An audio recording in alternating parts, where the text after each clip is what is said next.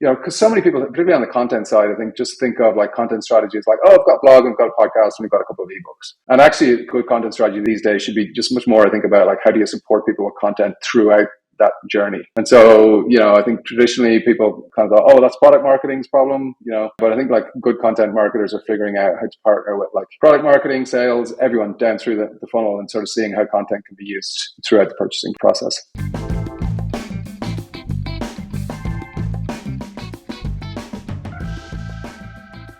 Hi, and welcome to the Optimize podcast. My name is Nate Matherson, and I am your host. On this weekly podcast, we sit down with some of the smartest minds in content marketing and SEO. Our goal is to give you perspective and insights on what's moving the needle in organic search. Today, I'm thrilled to sit down with John Collins. John is a content marketing consultant who partners with startups and corporates to build or reignite their content programs. John has led content teams at incredible companies like Ramp and Intercom, and before that, he spent a number of years at the Irish Times.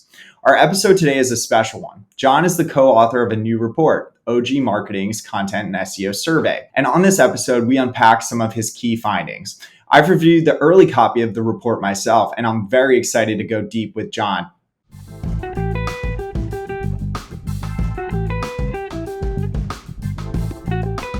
And this episode of the Optimize podcast is brought to you by Positional. If you don't know by now, my name's Nate and I'm one of the co-founders of Positional. And I'm really excited to announce that we just launched our content analytics toolset. This has very quickly become my favorite feature. It's one that I've wanted for the last 10 years, and it's really effective in identifying which pages on your site users might be having a low quality experience on. What we do is we track metrics like scroll depth, bounce rate, and time on page to score your pages, and then allow you to go deeper to see where within a piece of content, for example, which paragraph is causing people to leave, or where, for example, you might want to add a call to action within that page. This tool set is called Content Analytics. It's our newest feature. I'm stoked about it, and you should be too.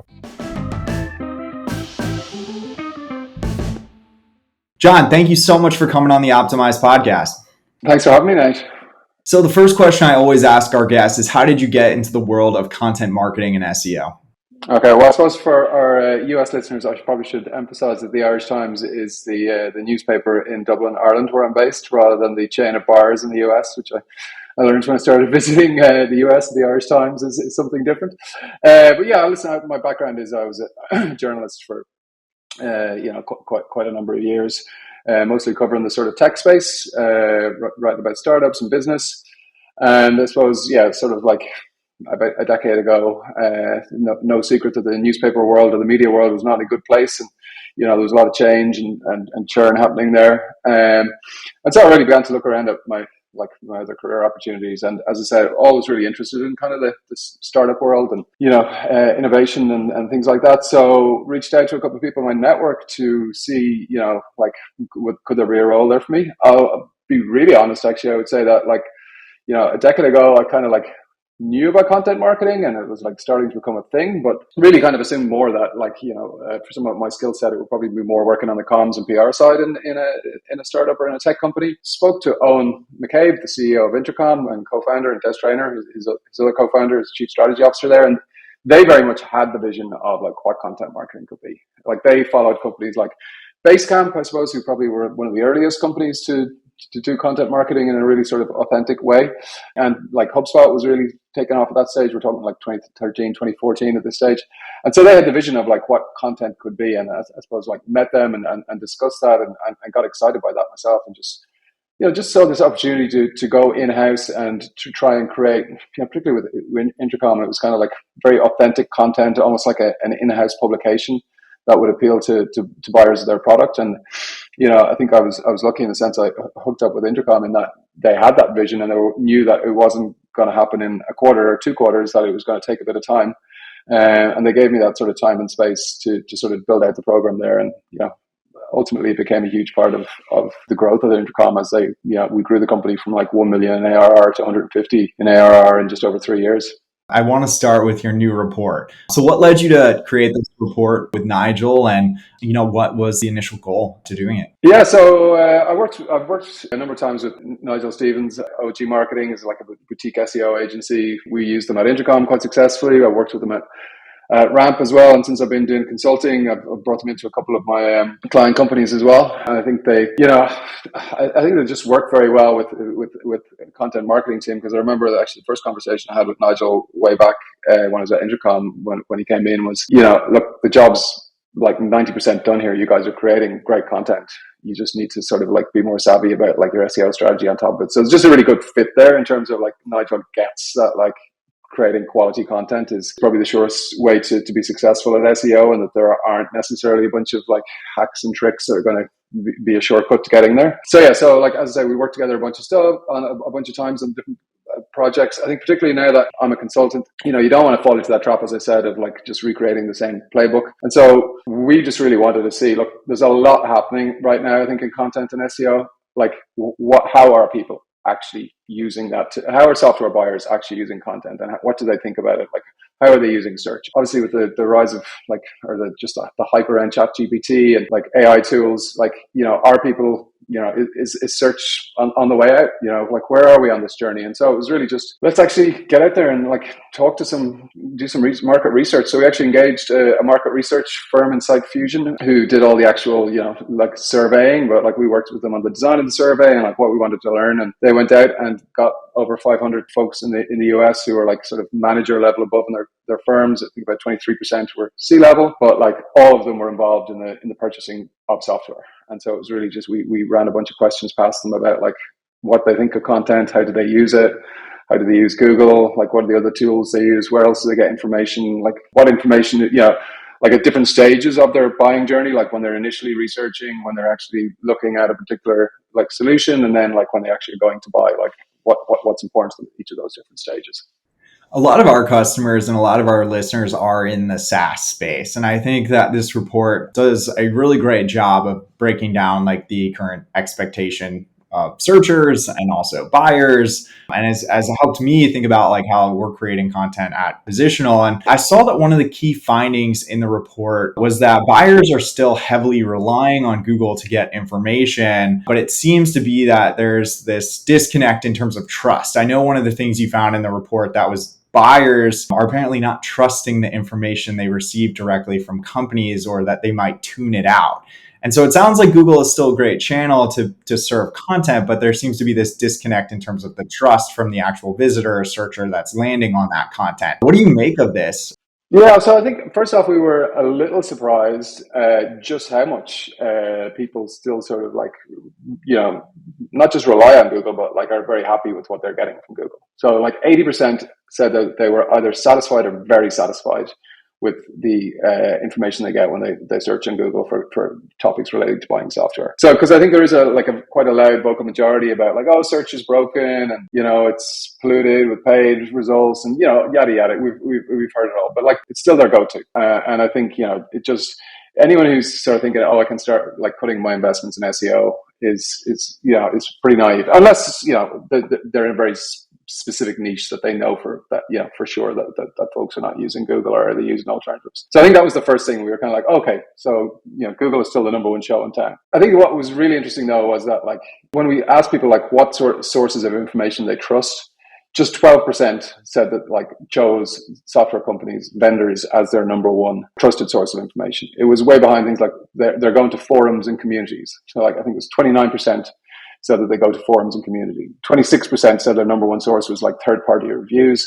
And even, surprisingly, given that it's B2B buyers here, 15% said, they're looking for influencers, whether that's like sort of on LinkedIn or Instagram, whatever it might be. And interestingly though, despite that trust thing, they do actually refer to the content. Like they do actually go and use content from websites. So I think it's kind of like there's an awareness, buyers are savvy, and there's an awareness that like, hey, I've been getting this from a vendor. It comes with caveats, but they are definitely certainly at the early stage and at the later stage, they're definitely engaging with content from vendors before they go off and then look at further sites. But there's a bunch of stuff as well, which we can dive into, things like people actually starting to zone out, content from vendors and like different formats they like and all that kind of stuff. So Yeah, and I want to unpack that very soon, in particular formats, because I know there are a lot of different types and content you can create today. And right now, after like the most recent algorithm update, everyone is thinking about like how we can make our content uniquely valuable. And maybe that's also a way that we can build trust. And also too, like today, like after this most recent algorithm update, we've seen just like the rankings and traffic to a lot of like those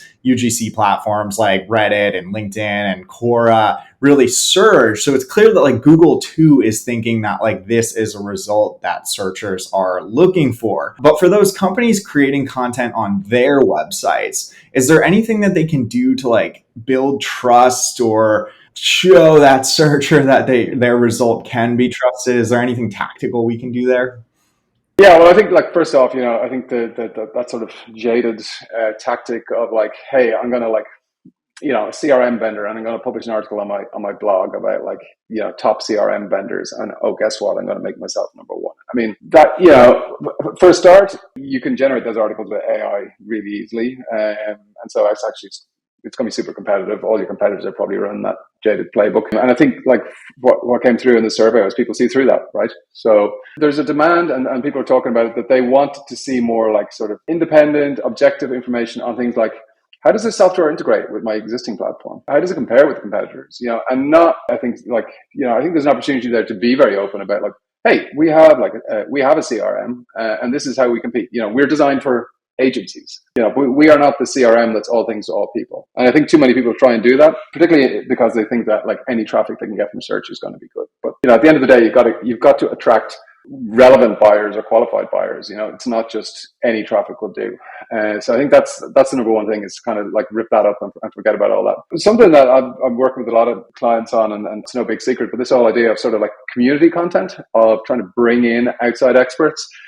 So I think, in the old days, I mean, 3-4 years ago, you could get away with like, you write an article on your blog. It's kind of like the company's view of like, here's what the best CRM products are. But actually, you should bring in like, whether it's customers or potential customers or just industry experts, and actually interview them and get quotes from them. Like, run surveys. Like if you've got an email list, why don't you actually survey people and go like, what is the key feature of this of not our software, but just when you're making a decision, or it doesn't even have to be that far down the funnel where you're talking about your own product, but it could just be like, creating thought leadership content in your space, but bringing in those outside voices that you're facilitating the conversation. I think that's a huge way to build trust and become sort of seen as an expert in your area. Yeah, and you're making your content uniquely valuable by doing all of those things. And I've never been a journalist, but I know you've worked in like a newsroom, and it seems or sounds like a lot of what you've described is actually how like a journalist would go about creating a piece of content. Like, does that feel right or fair? Yeah, I think like, I know we're going to talk about sort of quality as well versus quantity, and I think that is sort of like one of the things that people can take from that editorial or journalism world is, by actually going out and talking to subject matter experts, which don't always have to be in-house in your own company. They can be like industry experts, third parties, customers, whatever it might be. But actually, yeah, that's exactly what journalists do. They go and talk to those folks and research the topic. So it's a bit more like almost create magazine articles, sort of like, where you've got a bunch of voices and a bunch of opinions on a topic, rather than sort of like in the old days, it was more like a news article. It was just like, here's one voice, or here's like, the writer's interpretation of what's happening. You brought me to my next question. I saw another one of like the key findings in the report was quality is more important than quantity. And I think this is more important now than it ever has been. I remember back when I first started in this business in 2014, you could publish like hundreds of what were like maybe back then described as high quality pieces of content, but today I would describe as very low quality pieces of content. I always tell our customers to focus on quality over quantity, but what does that mean to you? Like, in your opinion, what is a quality piece of content? I know we've talked about it a little bit, but what goes into it? Yeah, I mean, I think quality content, there's a number of sort of characteristics of good quality content. I mean, for a start, I think it should have an opinion. And that doesn't necessarily mean it's like contrary or, like picking a fight, but you should have an opinion. It shouldn't be saccharine and like something that everyone in your industry is going to, agree with. So just using that example I gave earlier about like, maybe if you have a CRM for like agencies to run their business, be opinionated about why they need a different CRM than just the sort of one that's designed for like sales teams at like corporates, and be like very clear about like what's different about like what your view of the world is and what you bring to the world. I think the other thing that like quality content has or does is it delivers something of value. People should read the article and go, I've learned something here. I think I call it kind of happy meal content, which is when people kind of like go too far down the SEO route and don't really sort of think about like delivering value. That you create this content that like a happy meal, it kind of looks good. I think it's going to satisfy you. You consume it, but 30 minutes later, you're kind of still hungry and you haven't really learned anything or picked anything up. So I think that's a huge thing. Just like, where can you add value? And I think one of the places people can do that is, if you've got data in your product, or that you're picking up as you're building out your product or your service, share that with the world. I mean, that was a huge thing for us at Ramp, which was like, we had all these corporate cards out there and people were spending on them, and it was like, particularly towards the end of like COVID lockdowns, people were going back to the office. We were like, whoa, we've got all this. Like, we can see how spending is changing as people go back to the office. And so we started releasing these quarterly Ramp benchmarks, just of like what we were seeing, what it meant for like US businesses, what we were seeing on spend. Even like things as simple as like, which advertising platforms were people starting to spend more or less on. And that was just super valuable content. Again, not the kind of stuff that you're going to knock out in a couple of days. They're big, but it goes back to that quality versus quantity piece. They're big set pieces, but you can repeat them every quarter, and then you start to have this data set that has even more value over time. But I think you got to figure out what that is for your particular client or your particular business. Like what is going to deliver some value in the space. Yeah, I love data-driven content like surveys, reports, studies. This was something that we did heavily at my first company. We were coming out with a new piece of data-driven content every 2 weeks, which is an incredible clip. But they're fantastic for so many reasons. Like, one, you can insert yourself into like the news and press and get coverage in a very natural and non-promotional way, which shows your brand as an authority or thought leader in the space. Two, you get an incredible number of backlinks often when done correctly. And three, you can then take that data and weave it into all of those other pieces of content you're creating to like further tell that story and make them uniquely helpful. So I totally agree with you there that like all of the listeners should be thinking about data-driven content, or at least that's what I call it here in 2023. And that is just one format of content, right? But I know in your report, you mentioned a few times that like formats are changing. One format might not be the right format for every company, and we should be using multiple different types of formats. So I don't want to get ahead of the report, but tell me, like, what did you find in the report in terms of like formats, and how are you thinking about the formats of content in 2023? Yeah, so I mean, I think the obvious thing to start with is like different formats appeal to people at different stages. So I think in the early stage, there's still quite a big reliance on information that the companies themselves publish, whether that's blog posts, comparisons, price comparisons, whatever it might be. But short video is huge. Like 1 minute video, just this is what our product does. Short product videos. 43% of people said that they use them when they're in the early stages of research. And it wasn't,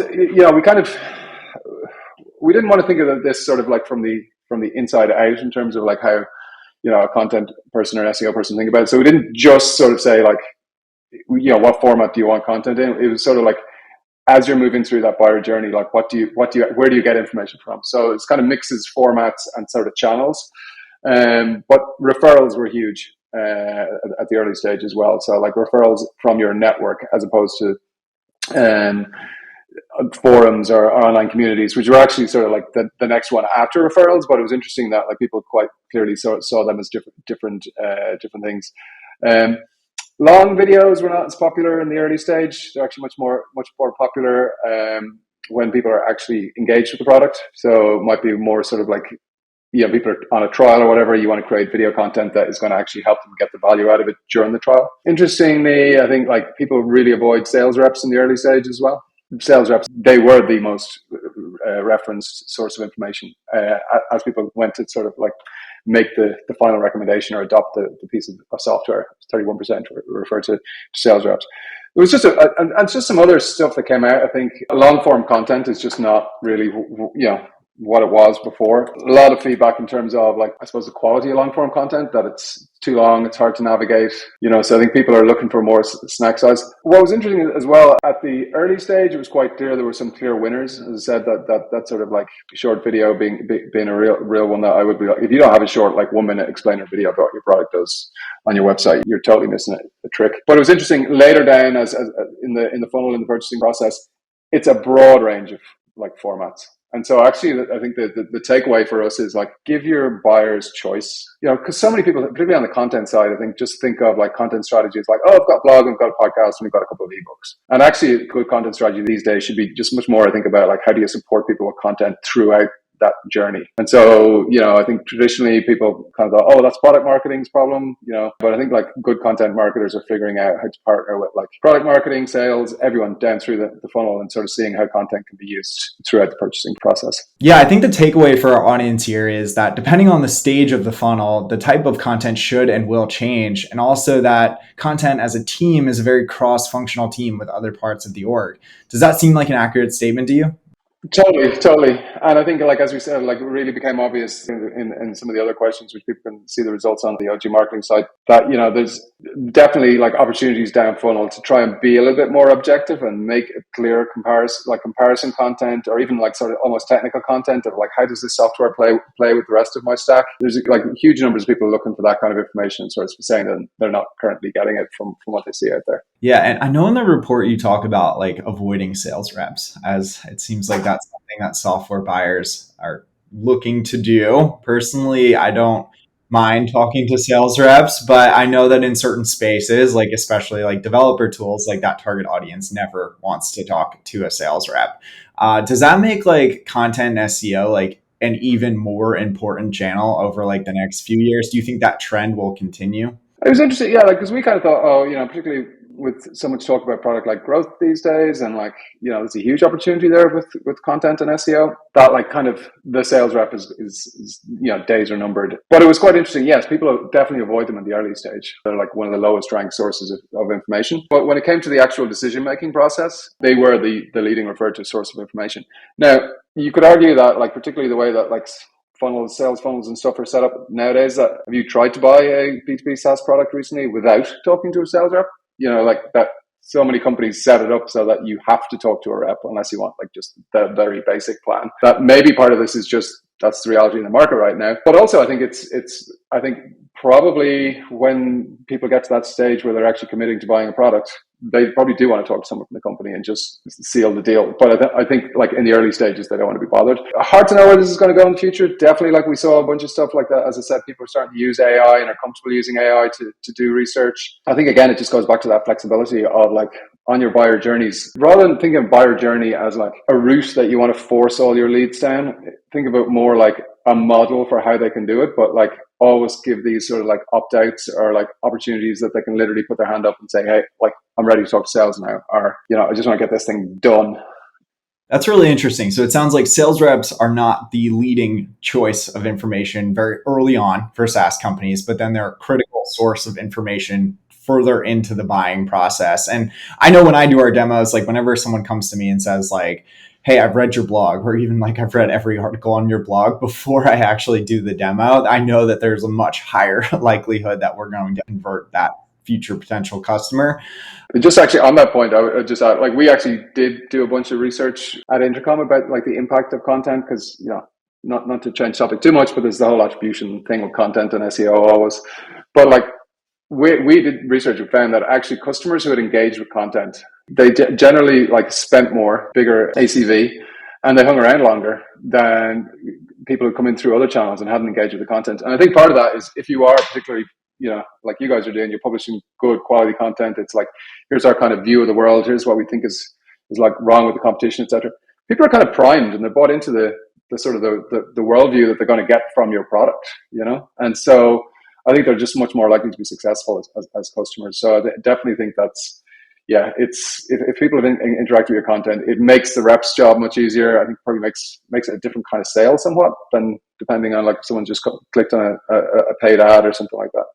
Yeah, I started my career in the consumer finances space. So I built like a comparison website for financial products. And while that's not SaaS, we actually found something very similar. Like we had ad channels, but by far, like from a quality standpoint, in terms of customer content, drove, higher quality applicants, larger loan balances, better customers for the banks and financial institutions we ultimately served. And so maybe it's just like that person who's willing to like roll up their sleeves and actually learn or like find the best solution for them with content tends to actually be the best customer to onboard and work with across industry. I'm not sure. Yeah, it's kind of self-identifying. If I actually have the time to engage with your content in a meaningful way, yeah, they're going to be that kind of buyer. Yeah, and speaking of formats, because I have to ask, like I know we've talked about like user generated content and reviews and third party content being really important in terms of building trust. And we've also talked about like Google's recent algorithm update and a lot of these platforms getting more visibility.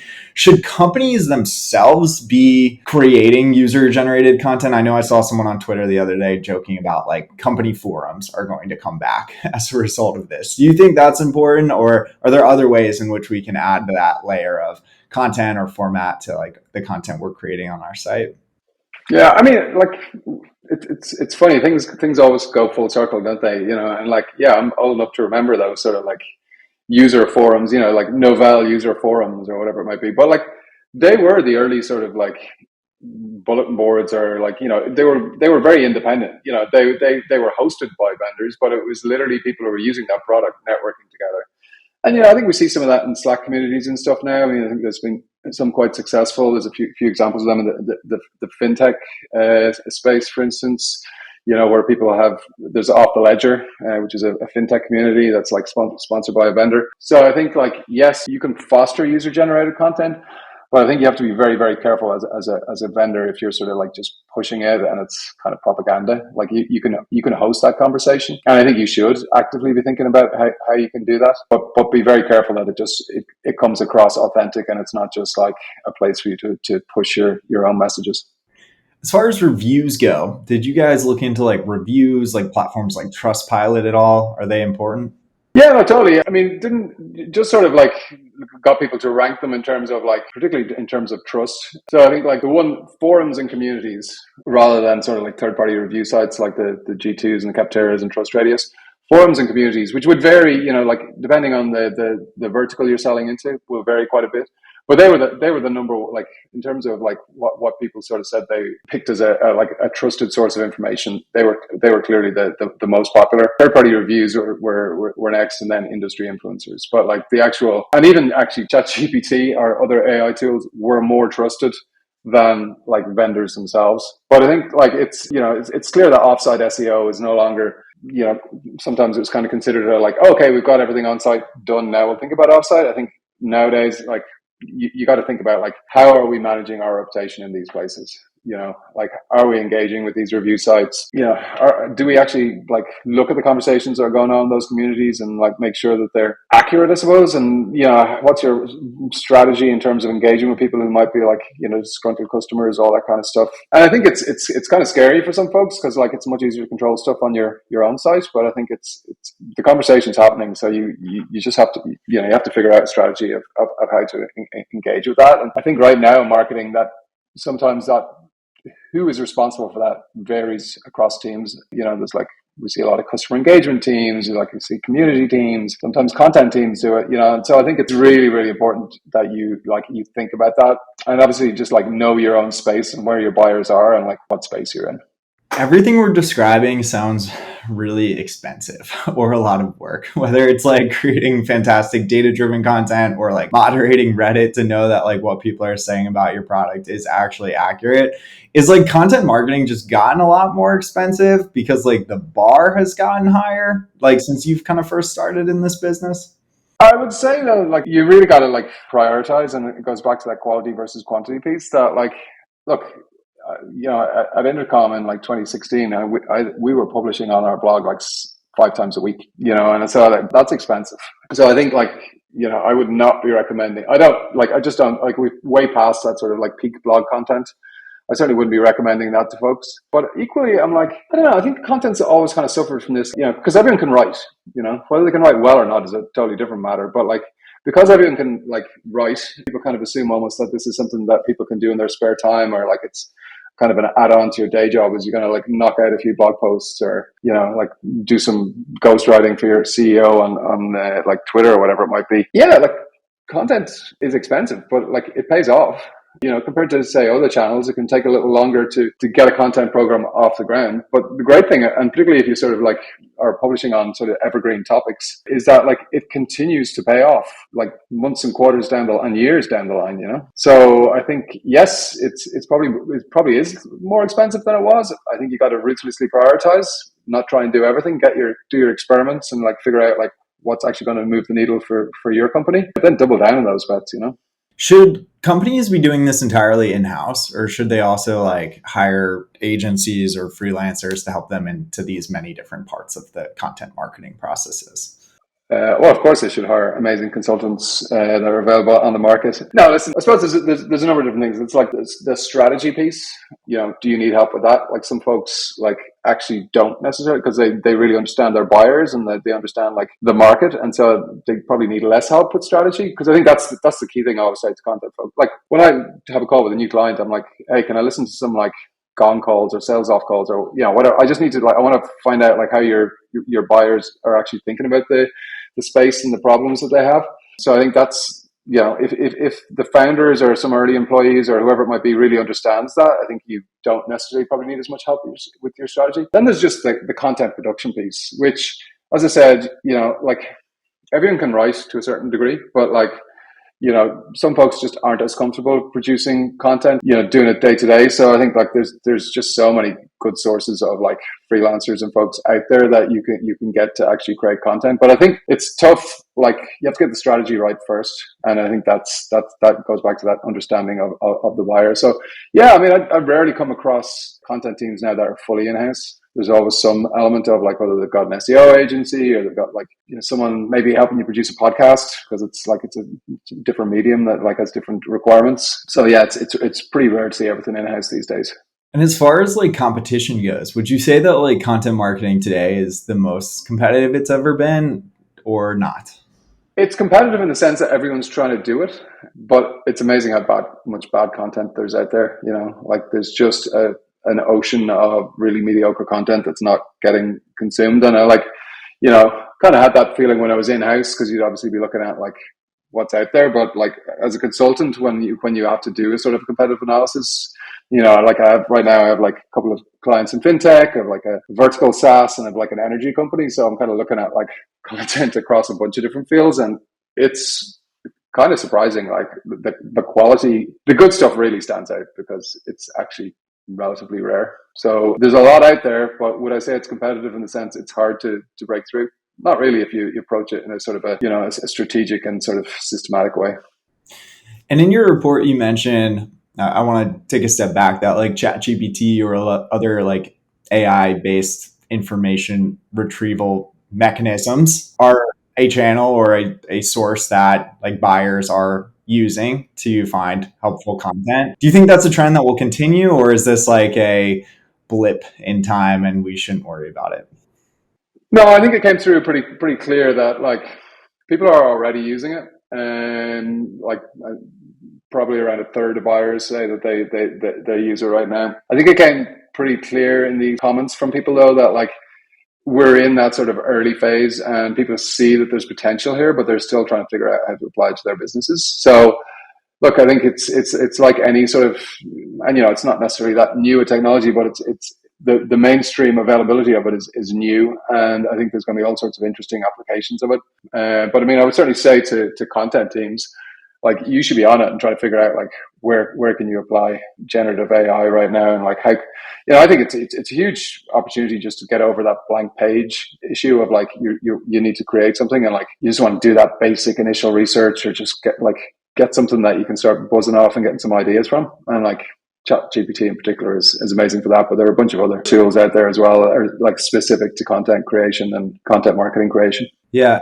As far as like the information retrieval systems go, like a chat GPT, if someone was looking for like the best SEO tools, is there anything we can do as like a content marketing team to like convince an AI model like chat GPT to want to include content from our company in their response? My understanding is, I mean, like it's going to be similar to like what works with SEO. It's like getting good quality content out there. Like think about like in the same way you think about like what are people actually searching for, which is like keywords. Like you optimize for keywords.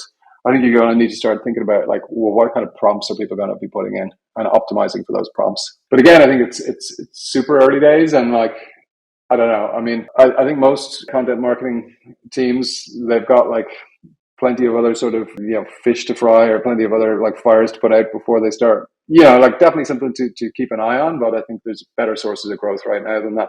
Well, this has been such an awesome episode. If it's okay with you, I'd love to transition to the rapid fire question section. Does that sound good?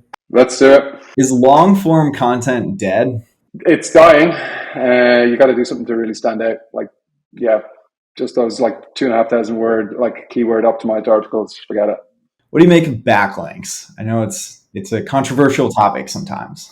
Yeah, I think they're still important. Don't obsess over them. I mean, they will happen organically to a certain extent, but you can also just make it easy for people to backlink and just even think about like who would we want backlinks from, But yeah, people kind of really obsess over it and think like it's the key to SEO, and I don't really think it's one of the things that contributes to good SEO. Should content marketing teams be thinking about conversion rate optimization, or is that something they should be responsible for, or is that fall to like someone else in the org?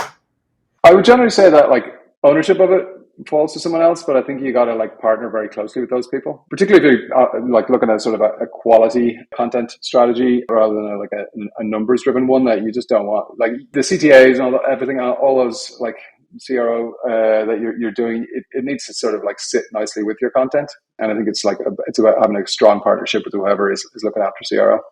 We haven't touched on newsletters. Are newsletters still important or effective in 2023? Yeah, I think so. Particularly, I think in verticals, I've worked with clients who have like really, really not super niche, but like relatively niche newsletters and really have become sort of like authorities in their field. There's a reason so many people are trying to build businesses on Substack. They're still a thing and people still use them.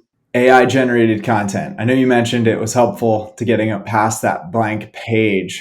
Is it something that we should be using to create content on our websites? I think it can be part of the process, but like at the end of the day, it is basically sucking up everything that's out there, like existing content, and sort of giving you the average of like what that indicates. And so you're never going to get content that stands out from the crowd by just using generative AI. I think you got to like you get generative AI to do a lot of the grunt work, and then you bring in like writers or editors to really make it stand out from the crowd. Makes sense. And as far as the report goes, is there anything else? Because I know it's a fairly large report and we didn't cover it all. Are there like one or two things from the report that stand out to you that we should talk about that we haven't yet? No, I think the big thing is just thinking about the opportunities for vendors, and it's I think we've touched on them throughout. Google is still the go-to source of information. It's quality over quantity. You need to have a bunch of different formats to provide the best experience for your buyers. Third parties are more important than ever, and I think are going to continue to be important. And yeah, I suppose the other thing is just like sales. Sales still matters, and you don't get rid of your sales team just yet. Well, that's all great feedback, and for everyone who's DM'd me lately about the helpful algorithm update, I hope that this episode was helpful, because I think a lot of what we talked about comes back to like creating uniquely helpful content that creates a higher quality experience for a reader. So John, this was an awesome episode. Thank you so much for coming on. We'll include like a link to the report as well as like your social profiles in the show notes. But thank you so much. This was fantastic. Thanks, Nate. Been a pleasure. Love talking about this stuff.